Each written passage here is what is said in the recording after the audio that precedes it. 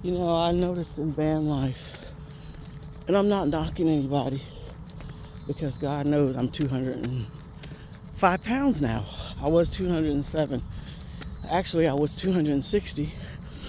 And my journey began in depression. And I ate myself to death, is what I say. And then I had an encounter with Christ. And I changed my life. Or he changed my life. So now I'm 30 pounds lighter. But then I moved back over here. I say state because if you've ever been to Alaska, it doesn't feel like the United States. It feels different. So I say stateside. When I came back, I was doing really good, and then depression tried to claim me again. And I refuse it because I know that Jesus Christ said he came to give life and life more abundantly. So when depression comes to try to haunt me or take me out, I know to call on him. But anyway, so van lifers always showing eat, eat, eat. And I even believe that a lot of it, my extra weight, is from van life. Because what do you do when you go camp? You eat s'mores, you cook out, you eat barbecue, you talk about the food and how great it is outdoors. And then I find in van life, consider I'm in a Jeep, I live in a Jeep, not a van, that I'm just fat. I'm 207 pounds and I'm not happy with it. If you're fat and you're happy with it, shoot, I'm happy for you. I'm not gonna get on you about your weight. I'm not gonna say anything about your weight. I'm not gonna judge you over your weight. But at 207 pounds, at 5'6", I'm not happy. So I'm doing something about it, and this is my weight loss journey.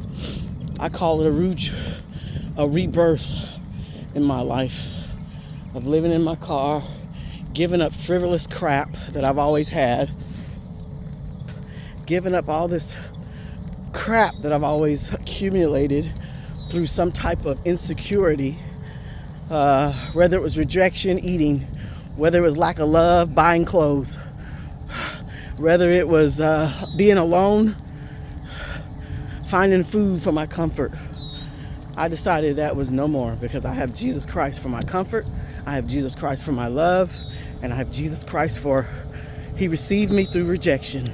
So now I'm on a weight loss journey, and that's what I find too, is I find that when you give your life to Christ, stuff changes. You know, you don't want to be just eating anything, putting it in your body. Your body's your temple, right? And even though I was eating healthy, I was addicted to food still. I used to smoke. I quit smoking. Well, God helped me quit smoking. I said, Lord, it's me and you. I got to give up these cigarettes. In a week, I was done. The taste, the desire, everything was gone. And I took up food instead. I eat very healthy, but I overeat. And even eating healthy, you can be fat because you overeat. And I realized my addiction to food was serious when I was trying to put on a diet.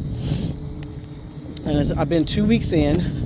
I've lost 5 pounds. I'm going to keep going. Now I have a purpose to be outside, and it's different. And I see food different. Food is a fuel for your body.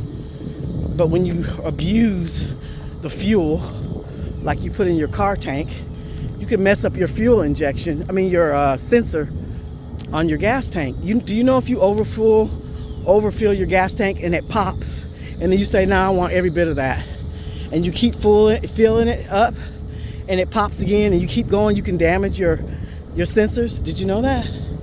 So that's what happens when you overeat. You damage your sensors. And then your mind just don't know when to quit. You just start eating and you just keep eating. And you don't know when to stop. I stop at each bench and do 10 stomach pulls. 1, 2, 3, 4, 5, 6, 7, 8, 9, 10. So yeah, it's the same thing with your body. When you overeat, look at this. Isn't that beautiful? I find that when you overeat, you're damaging your sensors. You're ignoring what tells you you're full and you just keep eating, whether it's healthy or not. And eventually, your body ignores the natural balance of your life and you just keep gorging yourself. So now I'm listening to my body, and my senses are so damaged from overeating that I get hungry when I know I'm not. I'm not hungry. I'm just bored. So I fulfill my life with exercise.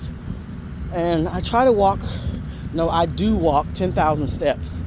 If I don't reach 10,000 steps in this park, then I walk around twice. Not this part, but the middle part.